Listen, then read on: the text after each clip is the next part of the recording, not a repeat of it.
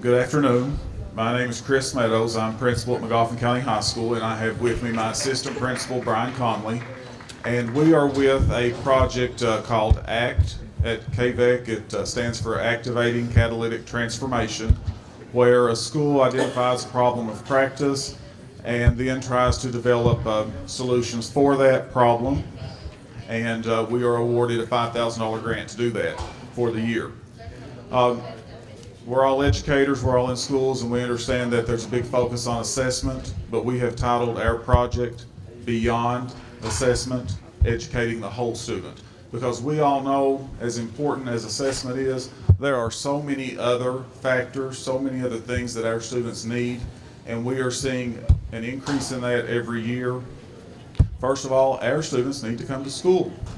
We have an attendance issue. They need to come to school, and they need to be monitored. We've seen changes in the makeup of families, and not all students have someone to monitor them the way they might need to be monitored. So that's what we are focusing on, two components. First of all, reading some literature this summer about why high school students miss school. In every article that I read, one thing popped up every single time, and that was that many of them don't have a sense of belonging. They don't feel like that they connect with people at the school. They don't feel like that they have a reason to be there. So this summer, as we thought about our project, we thought we need, for our first component, we need a school that is a caring, learning environment, and that it's a fun place to be for kids. So some of the things that we have done to fulfill that component, we've just gotten started. But first of all, we started the first day of school by giving every student a school t-shirt. The staff all got one too, but we thought, how many of our kids, when we have maroon and white days or school spirit days, might not have a school shirt to wear? So the first day, all of them received a school t-shirt, and it would surprise you how many of you see those shirts on every single day since then. Probably you could count 40 or 50 students per day since that first day of school. Also, they're high school students, but we've started having school-wide birthday parties. We're recognizing all students' birthdays every single month. So in August, we had a July and August birthday party. We've already had our September one. We haven't had the October one yet, but we have cake, soft drinks, and each student receives a handwritten card from the school for their birthday. Club Day was something that we also started. It probably has been the most popular. Now, we have had clubs in the past, but most of our clubs were what I would call prerequisite clubs. You had to be in a class to be in that club. If you took Ag, then you were in FFA. To be in Beta, you had a certain GPA. So what we found was that a lot of our kids didn't feel like they fit in any club that we offered. So this year we added over 30 new clubs. I asked every teacher to sponsor something that they had an interest in, and that's something that was just fun. We wanted it to be fun and things that kids would connect with. Never in my wildest dreams did I think we'd ever have a tie-dye club with over 100 members. The kids like tie-dye, and they like to make those things. So part of our grant has been to set aside mini grants for those club sponsors so that they can have startup materials for these activities. We had our first club day in October, and I have to say the staff was a little skeptical. They were concerned about how it would go. And that evening, there were more Facebook posts from staff than I had ever seen about it being the best day that they'd had in many years. What it provided was teachers met students that they'd never had in class. People were grouped with a common interest. Students were grouped across grade bands that they had never met before. And everyone was in there for the same reason. They like tie-dye or they like playing co-ed volleyball. We just had a variety of fun things for students to do. And we plan to do that every month, and we plan to host it on a day that would be considered a low attendance day, like a day before a break. Monday before election day will be our next club day. Social media. We have to utilize it to our advantage, I guess. I was actually at KVEC once, and I have been reluctant in years past to use social media because it seems that you can put something positive on there, but it could also lead to something negative, and I just didn't want to deal with that. But once I was at KVEC and I heard Jennifer Carroll say, if you don't tell your story, someone else will. And I went back to school that day and I thought, we need to tell our story. We need to tell what we are doing. We are doing good things for kids, and we need to let that be known. Luckily, I've got teachers on staff that are much better with social media than I am, that ran with that, and so now we have things publicized on there just about every day about things that are going on in the school. One of my favorite things this year has been something called Performers of the Week. And on Friday, teachers have acknowledged students for doing things that week that they deem good. And it's not all academic.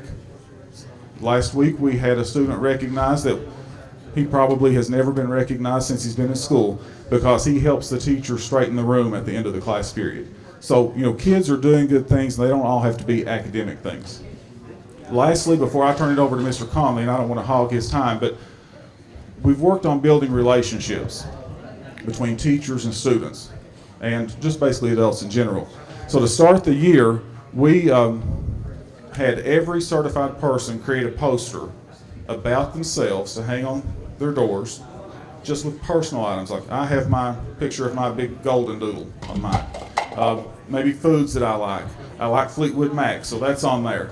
And we wanted to create talking points, things that students might see on that poster and want to talk to that. They might not want to talk to the teacher about algebra, but if they see that they watch the show Breaking Bad, that might create a spark, a conversation, and a relationship there that could be very positive. The second thing we wanted to do is monitor them more closely, and he's going to talk about that. Yes, I'm Brian Conley, the assistant principal. And so what we're also doing is we want our teachers to also be able to know the students better than they've ever known them in the past. A lot of times our teachers only know their students based on whether or not they have them in class. They know how they're performing for them, and that is it. So what we are doing is we have developed what we are calling monitoring tracking forms. These are grade level forms. They are put together in a Google Live document, and these grade level forms have all students in a grade listed on the form, and they have data about each student that goes across this form. We are putting together what we are calling grade level monitoring teams that will be able to track students through these forms. These forms will include academic data. All of our students already are put into these forms, and includes things like whether or not they've already met ACT benchmarks, or if they are on the brink of meeting ACT benchmarks. What career pathways are they in their Career Tech Center classes? It also includes attendance data. We're tracking chronic absenteeism through these forms. And what we're hoping this will give teachers the opportunity to do in building relationships with students is that when they now see those students in the halls, even if they don't have them in class, if that teacher is a part of a progress monitoring team for a particular grade level, they will be able to see that student and know maybe that student has already met ACT benchmarks or they're close to meeting them.